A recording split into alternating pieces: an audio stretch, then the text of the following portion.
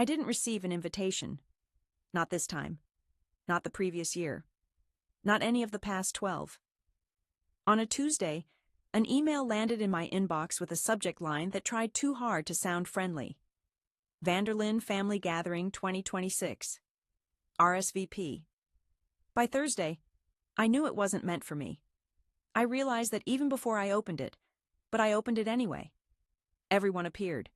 Simone Marwood, predictably, with Brennan Marwood, Liam Marwood, and Nora Marwood. Aunt Lorraine and Lena Ward.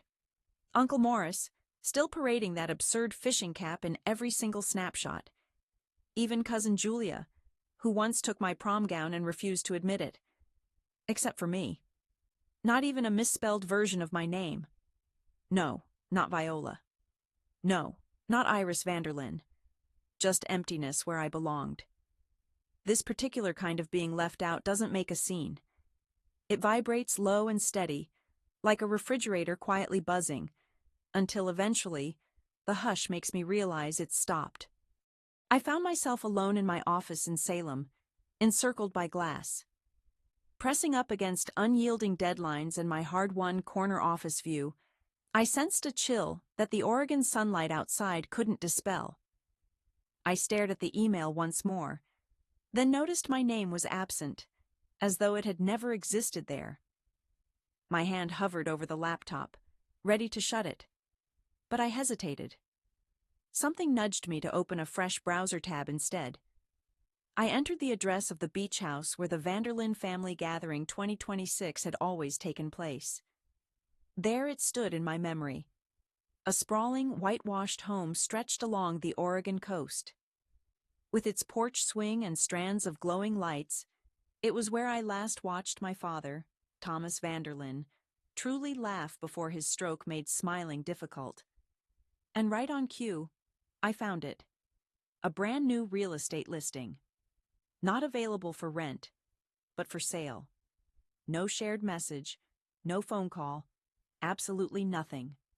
For clarity's sake, I combed through every detail on the page.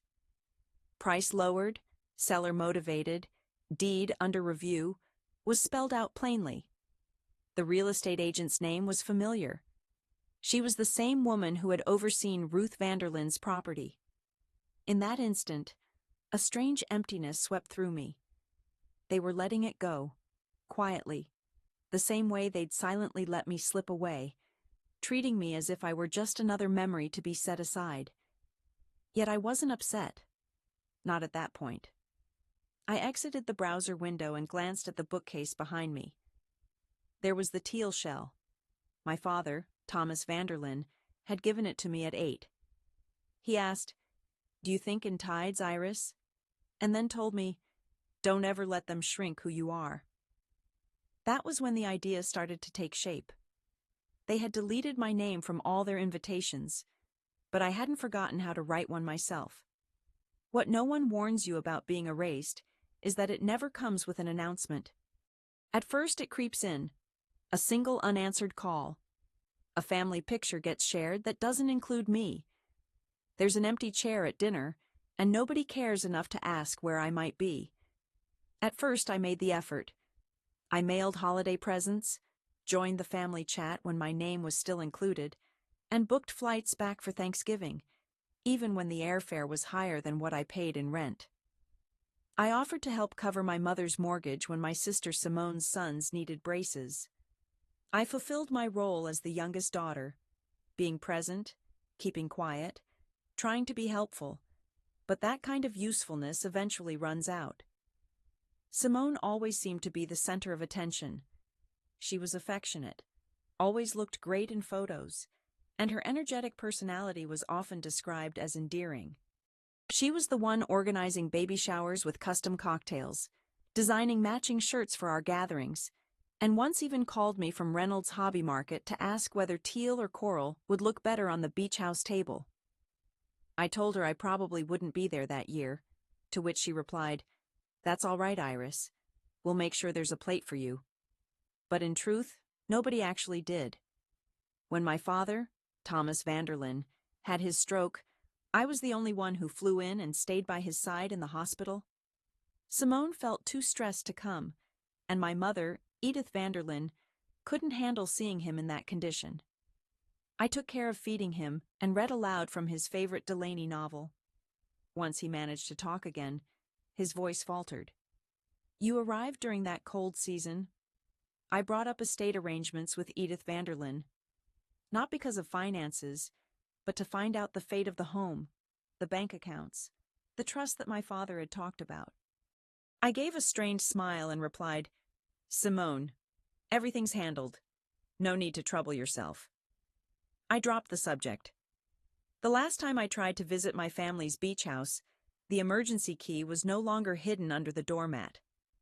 Simone explained that the locks had been replaced after a supposed break-in, though I had never heard any mention of one. I started avoiding family holidays, sending greeting cards that never prompted a response. I gave up clarifying things when they described me as busy or withdrawn in KindredNet updates.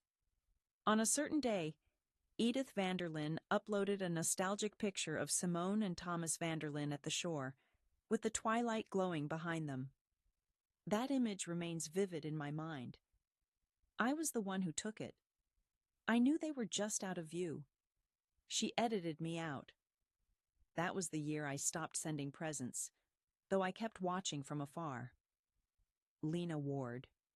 My former neighbor, now a paralegal, still kept me included, discreetly capturing screenshots of snippets and forwarding email threads from which I'd been erased. "They think you disappeared," she told me once, "but you've only been listening." I was never absent. I was waiting. And sometimes, those who erase you most quickly are the ones most terrified of what it means if you return. I didn't buy the house out of spite. I did it because I was finished acting as if my absence was some sort of error. The listing had been up for 11 days, unnoticed. No major announcement, no blast on our family chat, simply a muted for sale link tucked away in a real estate newsletter I nearly overlooked. The house no longer carried the Vanderlyn name. It had been shifted over to an LLC, something Simone probably arranged after Thomas passed, a holding company to keep everything tidy. I recognized that kind of legal jargon. My background was in corporate strategy. I'd come across maneuvers like that countless times. Still, I didn't feel angry. I took a measured approach. I printed the files, rang up a colleague in property law, and set up a call with Lena Ward for that evening. Lena Ward, who works as a paralegal, completed a title search in less than 10 minutes and uncovered a surprise. A provision in the trust that pertained specifically to me. Thomas's original trust included a contingency clause. If the estate slipped into default, whether through overdue taxes, expired insurance, or missing disclosures, then the backup beneficiary, which meant me, would receive full rights to transfer the title. Both the taxes and the insurance had already expired. This wasn't a case of carelessness. It was simple idleness, overconfidence. Simone and Edith Vanderlyn had likely believed the home could remain partly used, partly owned, while they made up their minds. But my father, Thomas Vanderlyn, had created a secret exit just in case. Lena Ward spoke in a hushed tone. "If you want it, Iris, it's yours. No dispute required." I didn't give an immediate response. Instead, I gazed at the teal-colored shell on my desk, still unbroken after all these years. I recall my father brushing off sand from it before placing it in my hands as if it were something hallowed. He'd said, "You think in tides, not waves. You come back stronger." Later that night, I launched a fresh spreadsheet to review my finances, equities, accessible funds, and personal savings. I didn't have the kind of wealth Simone Marwood's post suggested, but I had managed to create a foundation for myself, quiet, stable, and self-reliant. I contacted the real estate agent 2 days afterward. Until I mentioned the Vanderlyn name, she didn't realize who I was. Iris, the daughter of Thomas Vanderlyn. She hesitated. "Oh, you're the other one." "Yes, I'm the other one. I executed the purchasing paperwork using the fallback provision. No publicity, no notice. Next, I accessed the reservation site and booked a single room, the Ocean Suite. 4 nights, check-in on Thursday. Guest name, Miss Iris Vanderlyn. In the preferences section, I wrote, "Please have a bottle of Montferrand Brut chilled. Guest requests firm pillows, cotton bedding, and complete privacy." When my booking was confirmed, I showed no emotion. I sat there, neither weeping nor grinning. They had left me out of the invite. I had only included myself on the property records. I showed up ahead of schedule, not to welcome anyone, not to observe, but simply to revisit the house before anyone else arrived. The place seemed smaller than I remembered, or perhaps I had simply grown older. The swing on the porch still leaned, and the window shutters were long overdue for a fresh coat of paint. The original lantern at the entrance had been replaced by a flimsy solar light, yet it still flickered in the coastal breeze, almost as if it had been waiting for my return. I didn't remain for long, just long enough to confirm the Montferrand Brut was chilling in its bucket. The seaside cotton ivory on cream sheets were folded down, and Miss Iris Vanderlyn appeared with flawless accuracy in the guest register. After that, I walked out. I had parked one street over in a rented sedan and waited. At 5:56 p.m., Simone's white Infiniti pulled up in front of the house. Brennan was the first to emerge, busying himself with the suitcases. Liam Marwood and Nora Marwood spilled out behind me, already squabbling. Simone got out next, sunglasses perched on her head like a little coronet. After that, Edith Vanderlyn arrived in the rear seat of Uncle Morris's SUV. She was dressed in seaside cotton ivory on cream, pearls at her neck. There was no makeup, only a hint of colored balm on her lips. That's the standard look for a Southern woman ready to deflect with poise. They wheeled their luggage to the front entrance, all energy and cheer. I could catch bits of laughter and indistinct tips drifting through the air. Simone led the procession toward check-in, and then everything froze. The woman at the reception counter, barely out of her teens, wore a pixie haircut and an apologetic expression. She spoke the words as plainly as if she were reporting on the weather. "I'm sorry, but I don't see any of your names on the guest list. Are you all here for Miss Iris Vanderlyn's group?" Simone's eyes widened in confusion. "I'm sorry. Whose group?" "Miss Iris Vanderlyn. She holds the entire reservation." The sound of my name felt sharp and abrupt, like shattering glass on a hard surface. A hush settled over us, not the expectant kind awaiting someone's reply, but a silence that seemed to shift the atmosphere in the room completely.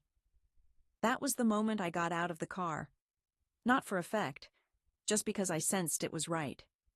As I crossed the tile, my heels made a clear sound, and I moved with confidence, certain and composed, without glancing over at Simone Marwood. There was no need to check her expression. I assured the receptionist, "I can clear this up. I'm Miss Vanderlyn. The purchase closed 3 weeks ago." Simone's face grew taut as she turned toward me. "You bought this place?" "Yes." Edith's voice came out quiet and puzzled. "But what for? Would you have done this?" I gazed at her, not with anger or frostiness, simply exhausted, for I'd never been invited in the first place, yet I had never truly left. Simone Marwood moved closer, her posture rigid. "You really think this is amusing? You believe taking over our Vanderlyn family gathering 2026 makes a point?"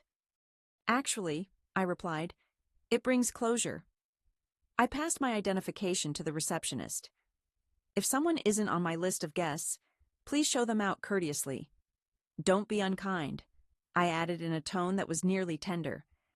"They are still my family." The receptionist hesitated for a moment, then gave a small nod. No one behind me said anything. Not Simone Marwood, not Edith Vanderlyn, not Uncle Morris. The quiet spoke on my behalf. Let them be the ones to explain it to each other. Let them speak my name aloud. Without a word, they all left the front desk. There was no yelling, no dramatic exit, only tense backs, and a hush that lingered in their wake like drifting smoke. I did not go after them. There was no need. I was sure they understood, and that was enough. Or at least, that's what I told myself. The following morning, a broadcast truck appeared outside. I caught sight of it through the window. A white vehicle with bold navy letters, parked just past the row of hedges. A man wearing a dress shirt and far too much hair gel waited outside, microphone in hand. I watched as he squinted at the camera, as if he were about to expose some earth-shattering crime. I didn't answer the door, but as soon as that segment was on air, my phone went wild like a smoke detector. Messages poured in, texts, emails, even a voicemail from an old colleague I hadn't heard from in 10 years.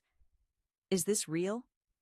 Did I actually use a loophole to claim my family's house while my father, Thomas Vanderlyn, was ill? The headline screamed, "Daughter invokes trust clause to remove family from long-held estate." They managed to paint me as a villain in designer shoes.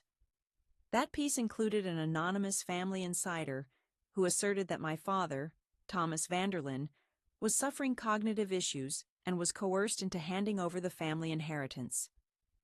No name was given, but there was no need for one. Simone had a talent for turning the pity of others into her own advantage. I waited with it, holding back tears, and didn't draft any response. Instead, I phoned Lena Ward, giving her the story. I explained my question. Lena didn't require any further explanation. "I'll send the file in 12. What she provided was thorough. She compiled carefully organized, time-stamped captures of messages exchanged by Simone and Edith Vanderlyn. These included lines such as, "Don't worry, Iris isn't going to make it again. She turns things toward herself every time. She's too occupied trying to prove herself to bother with us. Don't feel guilty about leaving her out. She's accustomed to being on the outside." There were audio clips as well, one from a speakerphone call recorded in the middle of a meal. Simone's words rang out as clear as ever. Iris was always too delicate to handle being part of this family. Just let her waste away in her apartment. We're all better for it. Yet the file that truly mattered was the video recorded last summer. My father was on the back deck, his legs entwined in a blanket as he clutched a worn mug. I positioned myself next to him, just outside the shot. His tone was gentle yet unwavering. "I want Iris to have this home," he said. "Simone brings noise, but I create permanence. I hadn't viewed it since the day we filmed.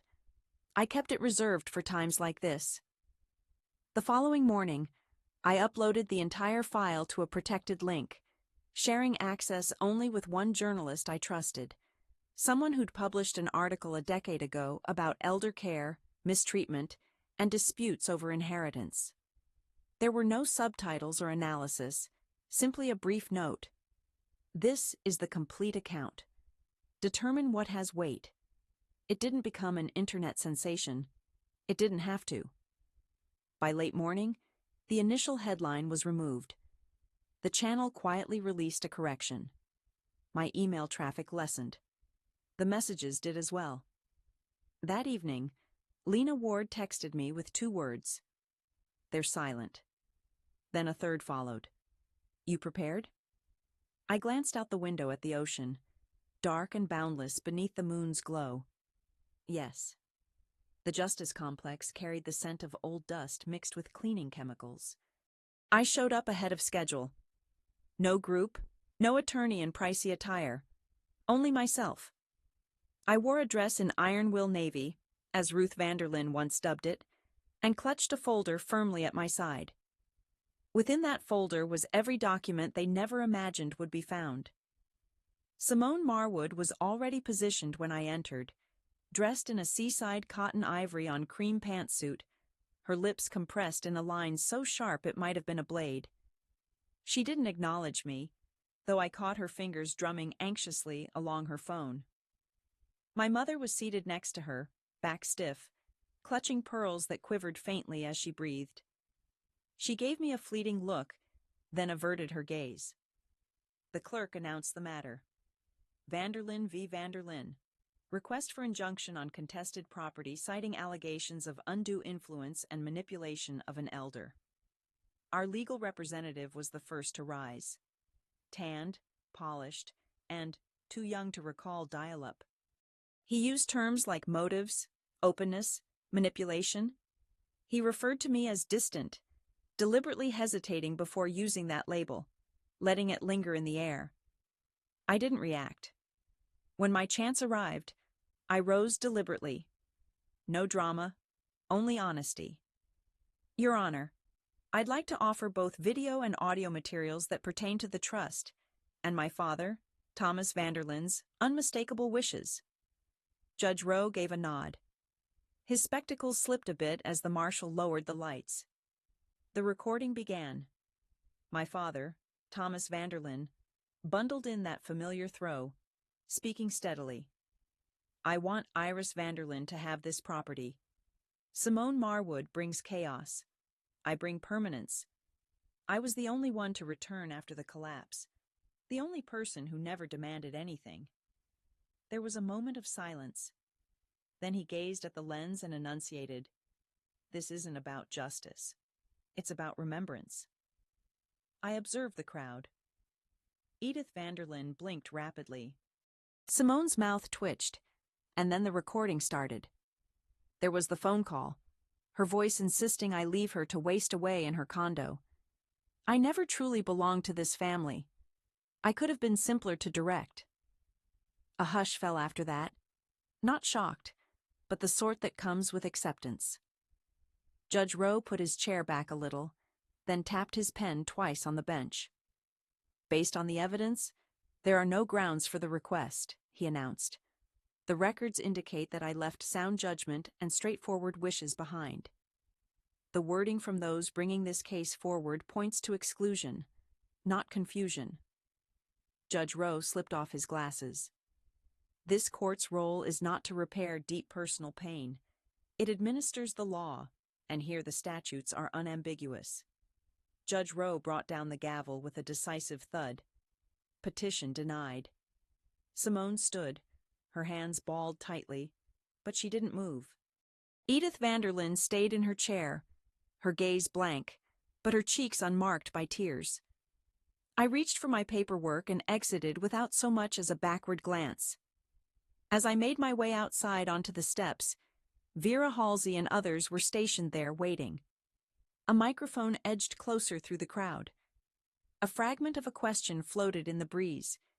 Do you have anything you'd... Is there anything I'd still like to say to my family? I hesitated for just a moment then. No, I already said it. I just chose softer words and kept moving. When I got back, the house was still. There weren't any travel bags on the steps. No voices echoed inside, only the sound of the sea and the light clatter of wind through the rattling shutters. Everything inside was unchanged, though somehow brighter, as if something essential had been drawn out of the spaces. Maybe it was the sound, or the act of ignoring reality. To begin with, I left everything untouched. I moved through the house at a careful pace, running my fingers along the wood of the banister, straightening the edge of a rug in the corridor, letting the quiet reveal what was gone and what remained. When I got to the study, once my father, Thomas Vanderlyn's, and after that Ruth Vanderlyn's, I slid open the desk's lowest drawer, the spot they never cleared out. There I found the wind chime we'd crafted as a family, seashells threaded onto string. Fishing line with blue thread, frayed and knotty, held the faded letters of my 8-year-old handwriting, EW, on one of the bigger shells. I positioned myself on the floor, folding my legs beneath me as if I were small again, and started disentangling. My aim wasn't to make it beautiful. I just needed to repair it, since some things can remain imperfect and be meaningful all the same. When Lena Ward showed up, She brought wine and a roll of paper towels. "Did you really think I'd let you celebrate unless we tackled those windows?" She teased me with a grin. Neither of us spoke as we cleaned. Two friends, washing away more than just grime, were erasing years of being overlooked, the margins in another's narrative. In twilight, I placed the wind chime by the kitchen window. It spun in the breeze, as if it had never forgotten how to sway. Later, while we were on the porch, Lena asked, "So, what happens now?" I gazed out toward the distant line where sky met sea. People claimed I had left, that I simply floated away. But in truth, I had never left at all. I hesitated for a moment. They simply made the decision to look past me. We didn't raise a glass together. We refrained from any kind of celebration. Instead, we simply sat there, each with a glass, gazing at the ocean as it moved in slow, steady pulses. That evening, when I switched off the lights, I did it one room at a time from inside.